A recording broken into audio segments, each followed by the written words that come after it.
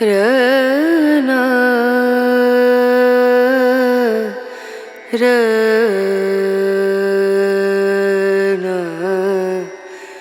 രനു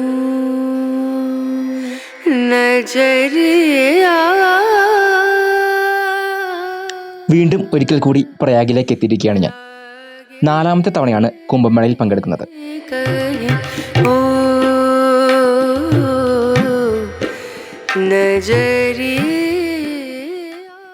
2013 പ്രയാഗിലെ പൂർണ്ണ കുംഭമേളയിലും 2018 പ്രയാഗിലെ തന്നെ അർദ്ധ കുംഭമേളയിലും 2021 ഹരിദ്വാറിലെ കുംഭമേളയിലും ഇതിനു മുൻപ് പങ്കെടുത്തിരുന്നു.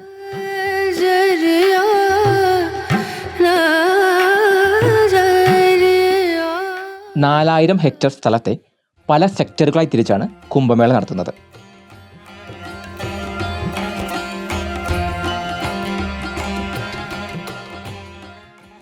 പല ആശ്രമങ്ങൾക്കും സന്നദ്ധ സംഘടനകൾക്കുമെല്ലാം ഇതുപോലെ ഓരോ ഏരിയ അനുവദിച്ചു കൊടുത്തിട്ടുണ്ട്.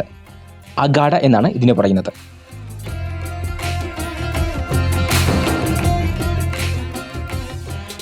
പല അഖാഡകളിലും വിശ്വാസികൾക്കും ഭക്തർക്കുമെല്ലാം താമസിക്കാനുള്ള സൗകര്യം ഏർപ്പാട് ചെയ്തിട്ടുണ്ട്.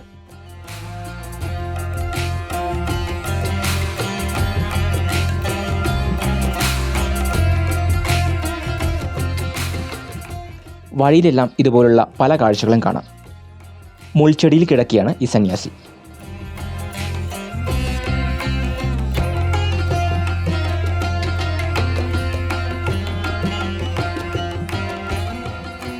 പലരും തൊട്ടുവണങ്ങുകയും പൈസ കൊടുക്കുകയും എല്ലാം ചെയ്യുന്നുണ്ട്.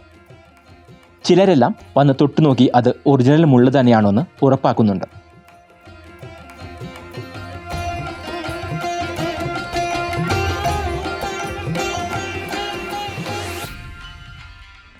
എനിക്ക് പോകാനുള്ളത് ഉദാസീൻ ആശ്രമത്തിലേക്കാണ്. ഒരുപാട് നേരം അലഞ്ഞിട്ടാണ് ആശ്രമം കണ്ടെത്തിയത്. ഇതാണ് ബാബ യോഗേഷ് മുനി. ഹരിയാനയിലെ കുരുക്ഷേത്രയിലുള്ള ഉദാസീൻ ആശ്രമത്തിൻ്റെ അധിപനാണ് ഇദ്ദേഹം. 12 വർഷം മുൻപ് 2013 പ്രയാഗിലെ കുംഭമേളയിൽ വച്ചുള്ള പരിചയമാണ് ഇദ്ദേഹവുമായി. പിന്നീട് പലതവണ അദ്ദേഹത്തെ കണ്ടിട്ടുണ്ട്. 2018 അർദ്ധ കുംഭമേളയിലും 2021 ഹരിദ്വാർ കുംഭമേളയിലുമെല്ലാം ഇദ്ദേഹത്തിൻ്റെ ആശ്രമത്തിലാണ് ഞാൻ താമസിച്ചത്.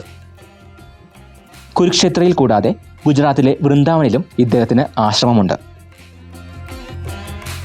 ഇദ്ദേഹത്തിൻ്റെ ആശ്രമത്തിൽ എത്തുമ്പോഴൊക്കെ ഭക്ഷണവും താമസവും എനിക്ക് സൗജന്യമാണ്. ഭക്ഷണവും താമസവും സൗജന്യമാണെന്ന് മാത്രമല്ല, ചിലപ്പോഴൊക്കെ ആശ്രമത്തിൽ നിന്നും ഒന്ന് പോയി കിട്ടാൻ അദ്ദേഹം എനിക്ക് ഇങ്ങോട്ട് ക്യാഷ് ഓഫർ ചെയ്യാറുണ്ട്. അതിന് ചില കാരണങ്ങളുണ്ട്. വൈകിട്ട് 6 മണി മുതൽ 8 മണി വരെ ആശ്രമത്തിൽ ഭജനയും പ്രാർത്ഥനയുമാണ്. ആശ്രമത്തിലെ എല്ലാവരും നിർബന്ധമായും പങ്കെടുക്കണം എന്നാണ് നിയമം. ഭജനയുടെ സമയത്ത് ആശ്രമത്തിൻ്റെ മെയിൻ ഗേറ്റ് പൂട്ടുകയും ആരെയും പുറത്തു പോകാൻ അനുവദിക്കുകയും ചെയ്യില്ല. ആ സമയത്ത് മതിൽ ചാടി പുറത്തു പോവുക, രാത്രിയിൽ ഉറങ്ങുമ്പോൾ ബാബയുടെ നീളമുള്ള ജട കട്ടിലിൽ കെട്ടിയിടുക തുടങ്ങിയ എൻ്റെ കലാപരിപാടികൾ മൂലമാണ് ബാബ എനിക്ക് ഇങ്ങോട്ട് ക്യാഷ് ഓഫർ ചെയ്യാറുള്ളത്.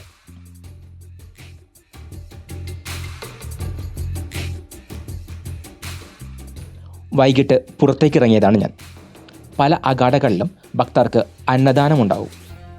വലിപ്പച്ചെറുപ്പമില്ലാതെ മിക്കവാറും എല്ലാവരും തന്നെ അതിൽ പങ്കെടുക്കാറുണ്ട്.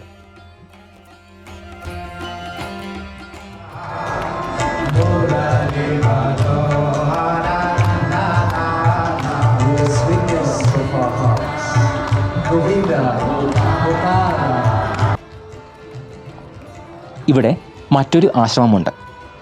വെള്ള വസ്ത്രം ധരിച്ച് മുൻനിരയിൽ ഇരിക്കുന്നവരൊക്കെ വിദേശികളായ വിശ്വാസികളാണ്. പാട്ടും ഡാൻസുമായി രാത്രി വൈകുവോളം ആഘോഷമാണ് ഇവിടെ.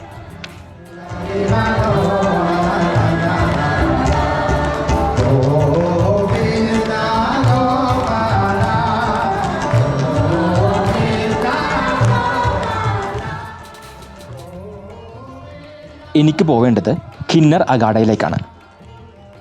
കുംഭമേളയുടെ ചരിത്രത്തിൽ ആദ്യമായി ട്രാൻസ്ജെൻഡറുകളായ സന്യാസികൾക്ക് വേണ്ടിയുള്ള അഖാഡയാണ് കിന്നർ അഖാഡ. പക്ഷേ ഇങ്ങോട്ട് പോകാൻ തീരുമാനിച്ചപ്പോൾ തന്നെ യോഗേഷ് ബാബ എന്നെ എതിർത്തിരുന്നു. അതിനുള്ള കാരണം ഇവിടെ എത്തിയപ്പോഴാണ് എനിക്ക് ബോധ്യപ്പെട്ടത്.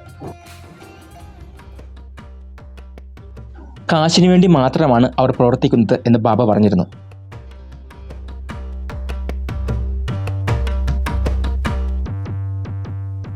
അനുഗ്രഹം വാങ്ങിയിട്ട് കാശ് കൊടുക്കാതെ പോകുന്നവരുടെ അമ്മയ്ക്കും അമ്മൂമ്മയ്ക്കും വരെ ഇവിടെ ചീത്ത വിളിക്കുന്നുണ്ട്.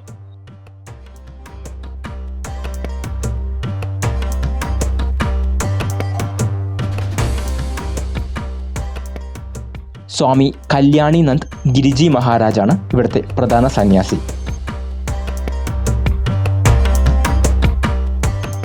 സന്യാസിയെ കാണാനുള്ള ക്യൂ ആണ് ഈ കാണുന്നത്.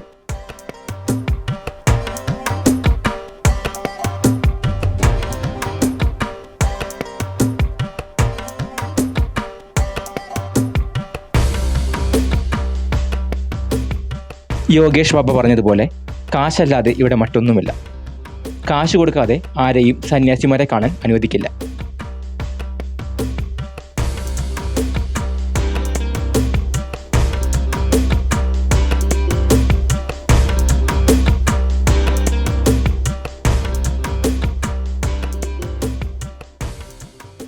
ഇവിടെ ഒരാൾ കിടപ്പുണ്ട്.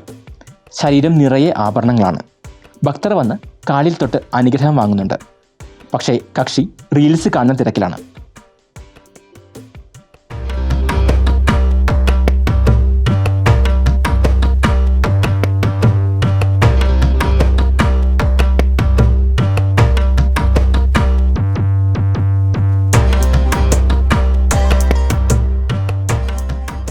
അനുഗ്രഹം പാഴ്സലായി നൽകാനും കാശ് വാങ്ങാനുമായി ഒരു സ്ത്രീയെ ഏർപ്പാടാക്കിയിട്ടുണ്ട്.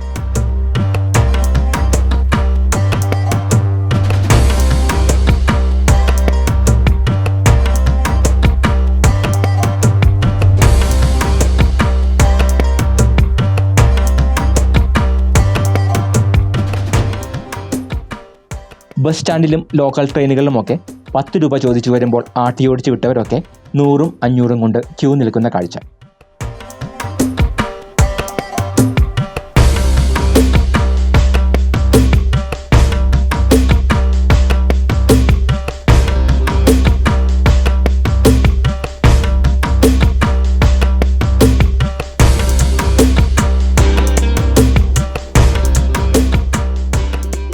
പുലർച്ചെ വളരെ ആഘോഷമായിട്ടാണ് സന്യാസിമാർ സ്നാനത്തിന് പോകുന്നത്.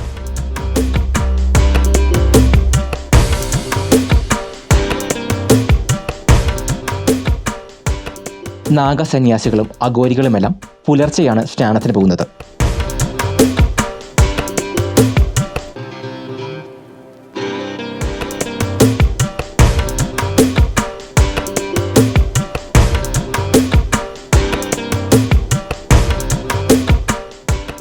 ഗംഗയും യമുനയും സാങ്കല്പിക നദിയായ സരസ്വതിയും കൂടിച്ചേർന്ന ത്രിവേണി സംഗമത്തിലെ സ്നാനം തന്നെയാണ് കുംഭമേളയിലെ പ്രധാന ചടങ്ങ്.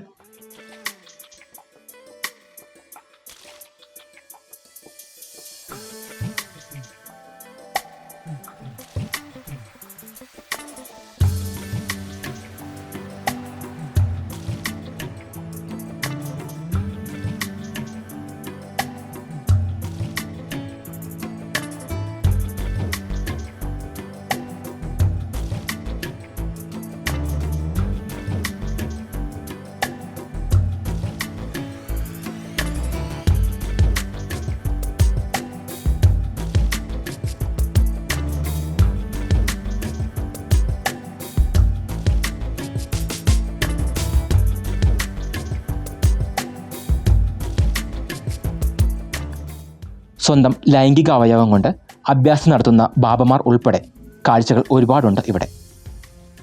യൂട്യൂബിലൂടെ കാണിക്കാനുള്ള പരിമിതി കൊണ്ട് അവയൊന്നും കാണിക്കുന്നില്ല.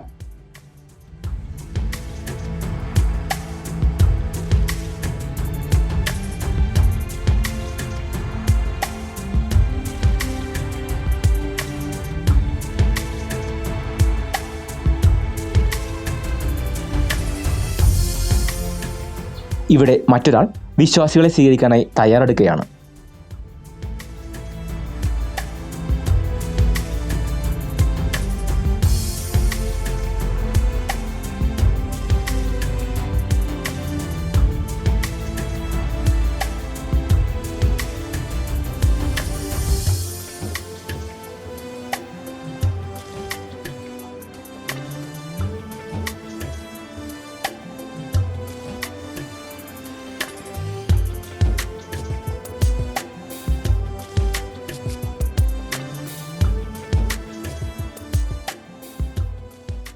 യാത്രാലഹരിയുടെ ഫാം സ്റ്റേയിലെ തിരക്ക് മൂലം വൈകിപ്പോയൊരു വീഡിയോയാണ് ഇത്.